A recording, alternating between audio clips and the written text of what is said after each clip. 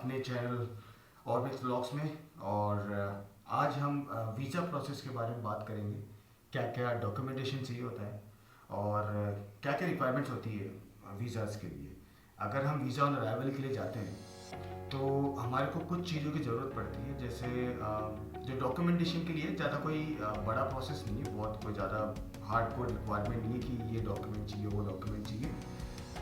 Visa और arrival के लिए सिंपल प्रोसेस है कि आप जब वीज़ा और अराइवल के लिए जाते हैं थाईलैंड, तो आपको एक अपनी रिटर्न टिकट चाहिए, आपको एक होटल बुकिंग चाहिए और आपके पास में 10,000 बात होनी चाहिए। अगर आपके पास में 10,000 बात इसलिए गवर्नमेंट रिक्वायर करती है क्योंकि वो ऐसा मानती है कि अगर आप थाईलैंड घूमने आ रहे हो तो आपके पास में मिनिमम 10,000 बात तो होनी चाहिए। अगर आपका 10,000 बात भी नहीं है तो आप क्या थाईलैंड घूमोगे।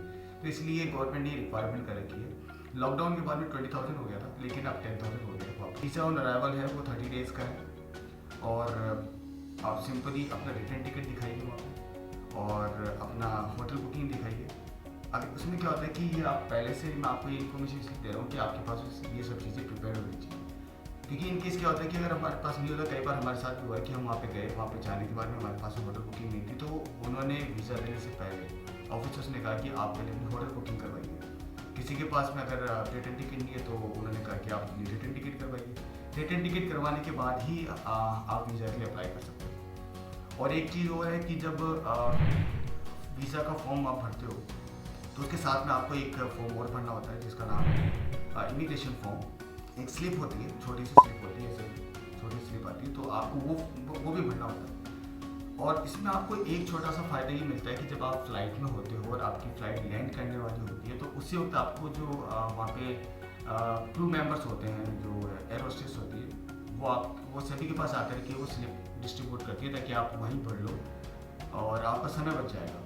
इन केस कई बार होता है कि जो क्रू मेंबर्स होते हैं वो नहीं दे पाते, तो उस कंडीशन के अंदर क्या होता है कि आप सिंपली ये कर सकते हैं कि आप पहले क्रू मेंबर्स को बोलें कि मुझे वो स्लिप चाहिए इमिग्रेशन की, तो वो आपको दे देते हैं। या फिर जो हमारी सीट के जो आगे वाली सीट है उसमें जो जेब होती है उसके अंदर भी आपको वो स्लिप मिल सकती है। तो आप लेकर के क्या, अगर आप उसको फिल कर लेते हैं पहले ही, तो इसमें आपको फ़ायदा ही कि आप अपना समय बचा सकते हैं और फटाफट वहाँ पर जा कर के आप अपना वीज़ा ले सकते हैं और एक्सप्लोर कर सकते हैं थाईलैंड को जितनी जल्दी हो सके उतनी जल्दी।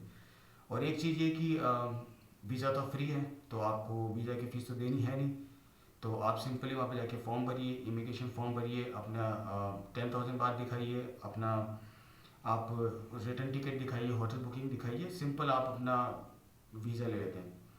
और अगर वहाँ पे क्राउड ज़्यादा है तो अगर आप चाहें तो 200 बाट एक्स्ट्रा दे करके, जो मैंने पिछले वीडियो में बताया था, 200 बाट एक्स्ट्रा दे करके आप अर्जेंट के लिए भी ले सकते हैं। तो उसमें क्या है कि आपका समय बच जाता है, काफ़ी समय बच जाता है।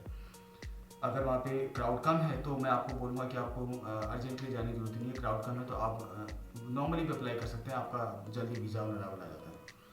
तो ये एक इन्फॉर्मेशन थी जो मैं आपके साथ शेयर करना चाहता था। तो अब जैसे वीज़ा तो फ्री हो चुका है, तो अब ज़्यादा से ज़्यादा लोग ट्रैवल प्लान करेंगे तो क्राउड भी ज़्यादा मिलेगा। तो ये इन्फॉर्मेशन क्या है कि वैसे नॉर्मली होती है लोगों के पास, लेकिन कई जो न्यू ट्रैवलर्स होते हैं उनके पास भी इन्फॉर्मेशन नहीं होती है। तो एक छोटी सी इन्फॉर्मेशन थी जो मैं आपको देना चाहता था ताकि आपका समय बच सके, आपको किसी तरह की कोई असुविधा नहीं हो। क्योंकि हमारे जो भाई लोग वहाँ जाते हैं उनको किसी भी तरीके की प्रॉब्लम आए तो हमारा वहाँ पे होने का कोई मतलब ही नहीं है।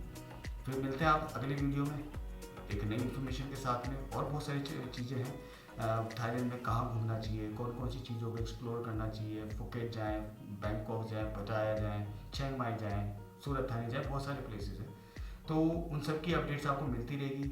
वीडियो पे बने रहिए, चैनल को सब्सक्राइब कीजिए और नई नई इन्फॉर्मेशन को एक्सप्लोर कीजिए ताकि आपका ट्रिप अच्छे से बने, अच्छा ट्रिप जाए, आपको काफ़ी इन्जॉय हो। और मेरी किसी इन्फॉर्मेशन की वजह से मेरे कितनी दोस्त लोगों का अगर ट्रिप अच्छा जाता है तो वो मेरे लिए खुशी की बात है। तो आप इन्जॉय कीजिए। मिलते हैं अगले वीडियो में, तब तक के लिए शुभ रात्रि।